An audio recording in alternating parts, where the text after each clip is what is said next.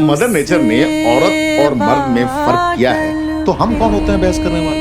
यूं सोच के रोता रहा कि छोरा होता तो देश के लिए कुश्ती में गोल्ड लाता। यो बात मेरी समझ में ना आई कि गोल्ड तो गोल्ड होता है, छोरा लावे या छोरी।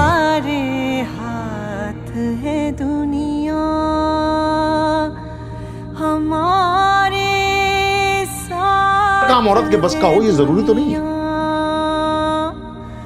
हम अपने गीत लिखेंगे, दोबारा बेटा करके दिखावेगा, देश के लिए गोल्ड जीतेगा हमारा बेटा। गीत लिखेंगे। बनना चाहते हैं और वो भी आर्मी की डॉक्टर।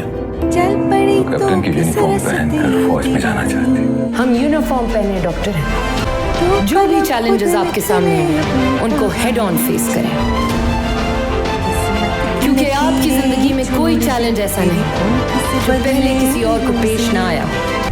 दीपिका है कौन? सर्जन है doctor Deepika Sinha. She is your boss. Female bosses सबको डाइजेस्ट नहीं होती है, मैं उनकी पोजीशन की बेसिस पे जज नहीं करता, लेकिन जज जरूर करते हैं। पंडित ने बोला है कि तुम्हें सर्जन नहीं बनना है, तुम सर्जन नहीं बन सकती हो। MBBS की डिग्री हासिल करने से समाज में औकात हैसियत नहीं बदलती। डॉक्टर सिन्हा को मैं ER का हेड नहीं बनने दूंगा।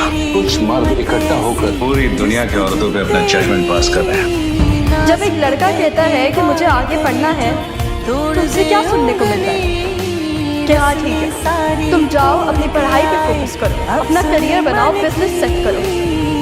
दूध के ग्लास, बादाम, पिस्ते, पराठे बना के उनको खिलाए जाते हैं, और जब लड़की नहीं खेलती है तो उन्हें क्या कहते हैं?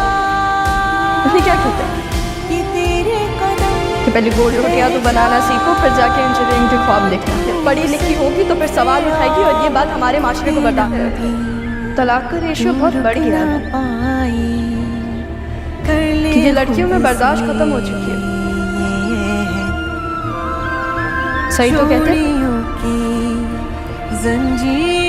खत्म हो चुकी है बर्दाश्त।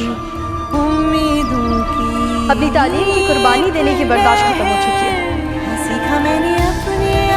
अपने ख्वाबों का गला घोट देने की बर्दाश्त खत्म हो चुकी है। जिल्लत देने की बर्दाश्त खत्म हो चुकी है हमें। अपनी सेहत को नजरअंदाज करने की बर्दाश्त खत्म हो चुकी है हमें। अपनी सेल्फ रिस्पेक्ट को कुचल देने की बर्दाश्त खत्म हो चुकी है हमें। फौज की जॉब एक टफ जॉब है, वो नहीं कर पाएगी। फौज में जाएगी, अफसर बनेगी, ये हो ही नहीं सकता। मैं कह रहा हूँ कि तुम्हारी सिलेक्शन नहीं होनी है आरज़ू। सरदार का बेटा तो मर्द है, तुम्हारी बेटी मर्दों की तरह फौज में काम करेगी। मुझे फौज में जाना है। काम हमारे गांव के लोगों ने नहीं किया, हमारे खानदान वालों ने नहीं किया, एक लड़की करेगी। ये नहीं देखती, ये काबिलियत देखती। लिखा हुआ है कि ये मर्दों वाली चीज है, औरत उठाएगी ना तो औरत वाली बन जाएगी।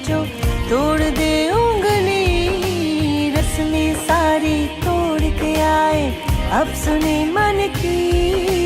मिट्टी की गुड़िया ना समझे अब हमें कोई एहसास, ये तेरे कदम पहचान